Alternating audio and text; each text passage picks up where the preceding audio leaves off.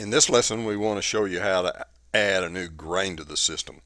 There are several steps involved, so we'll take you completely through the process here. Begin by going into the incoming, the elevator. On the left side, you will pick company and grain data.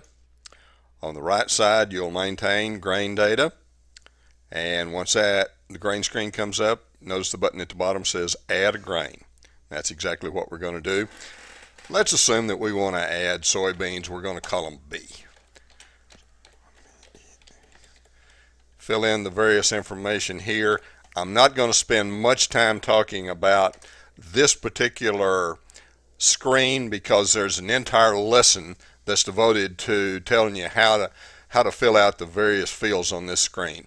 So even though I'm not going to completely fill out the screen here, obviously you would need to do that with the storage rate, the deduction information, and shrinking, and so forth.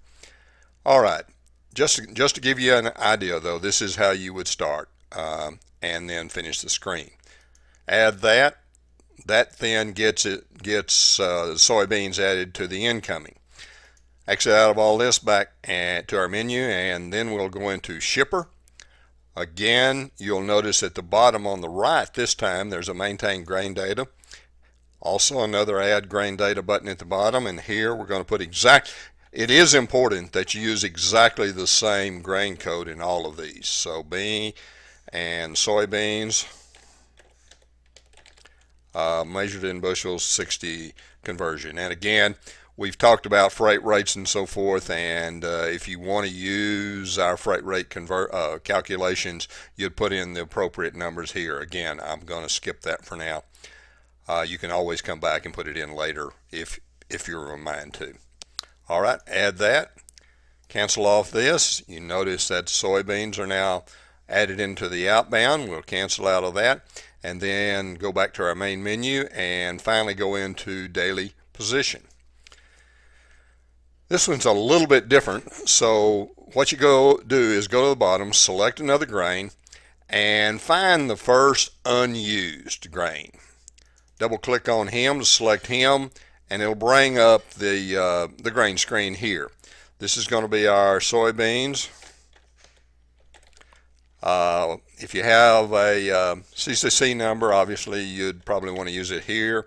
Put in the conversion. It's going to be bushels. And notice here it's asking what the grain code is, B. And let's assume that what we want to do is start 070115. Now then, if you have stock on hand, you need to make entries into these fields below.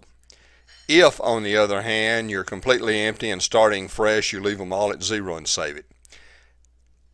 The top two are the breakdown between how much total stock you have and how much unreceipted in terminal you have. The total of those two must match up with the total of the next 5. If you have any warehouse receipts, open storage, price later amounts to enter in here, it's important that in the inbound, in the elevator, you have tickets that match up and total up to the numbers that you're going to have here that would all be dated prior to 7/1/15, which is what we said the opening date is. So if you have amounts in warehouse receipts or open storage, price later, then you would need to have adequate tickets to total up to those numbers dated prior to the opening date that you're using here. If that's let's assume that we don't have any amounts, we're going to start empty. We'd simply save this. At that point, then your grain's all added. You're ready to go into the incoming and begin to set up customers for that particular grain and enter tickets for it. Be on your way. That's pretty much how you set up a new grain. Fairly simple. I hope you will stop back and enjoy another one of these lessons with us. Thank you very much.